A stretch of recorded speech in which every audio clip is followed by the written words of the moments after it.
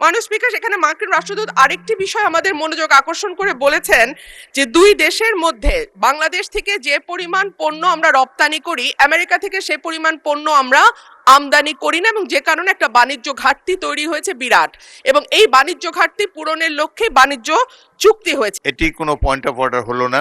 মাননীয় স্পিকার, গতকাল মার্কিন রাষ্ট্রদূতের সঙ্গে আমাদের বাণিজ্য মন্ত্রীর একটি বৈঠক হয়েছে, এবং সেই বৈঠকে মার্কিন রাষ্ট্রদূত আমাদের আমেরিকার সঙ্গে যে বাণিজ্য চুক্তি হয়েছে সেই বিষয়ে তিনি বেশ কিছু কথা বলেছেন।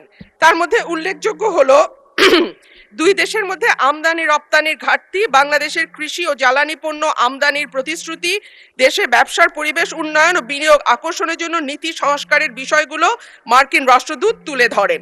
মাননীয় স্পিকার, সেখানে মার্কিন রাষ্ট্রদূত আরেকটি বিষয় আমাদের মনোযোগ আকর্ষণ করে বলেছেন যে দুই দেশের মধ্যে বাংলাদেশ থেকে যে পরিমাণ পণ্য আমরা রপ্তানি করি, আমেরিকা থেকে সে পরিমাণ পণ্য আমরা আমদানি করি না, এবং যে কারণে একটা বাণিজ্য ঘাটতি তৈরি হয়েছে বিরাট, এবং এই বাণিজ্য ঘাটতি পূরণের লক্ষ্যে বাণিজ্য চুক্তি হয়েছে। কিন্তু মাননীয় স্পিকার, আমরা জানি যে 12ই ফেব্রুয়ারি আমাদের জাতীয় নির্বাচনের ঠিক 3 দিন আগে 9ই ফেব্রুয়ারি এই চুক্তিটি স্বাক্ষরিত হয়, এবং তখন বাংলাদেশের যারা সুশীল সমাজ আছেন, থিঙ্ক ট্যাঙ্ক আছেন, তারা বারবার বলেছেন যে একটি অনির্বাচিত সরকার এই ধরনের চুক্তি স্বাক্ষর করতে পারে না, এবং এই চুক্তিতে অনেকগুলো ক্লজ আছে যেটা বাংলাদেশের স্বার্থ বিরোধী।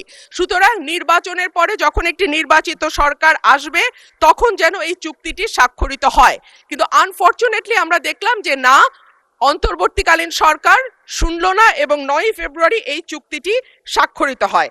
মাননীয় স্পিকার, এই চুক্তির শর্ত অনুযায়ী প্রতিযোগিতামূলক। মাননীয় সদস্য, আমার মাননীয় বক্তব্য শুনুন। এটি কোনো পয়েন্ট অফ অর্ডার হলো না।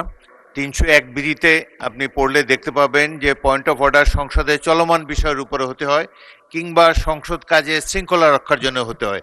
আপনি একটি নতুন প্রশ্ন উত্থাপন করেছেন, আপনি নোটিশ দেন, এটি বিবেচনা করে দেখা হবে। ধন্যবাদ। মাননীয় স্পিকার, একটা মিনিট। মাননীয় স্পিকার, এই চুক্তিটি 60 দিনের মধ্যে যদি সরকার চায় তারা এটিকে বাতিল করতে পারে, এবং চুক্তিটি সংসদে আনা হোক। এটি পয়েন্ট অফ অর্ডার হিসেবে গ্রহণ করতে পারছি না বলে দুঃখিত।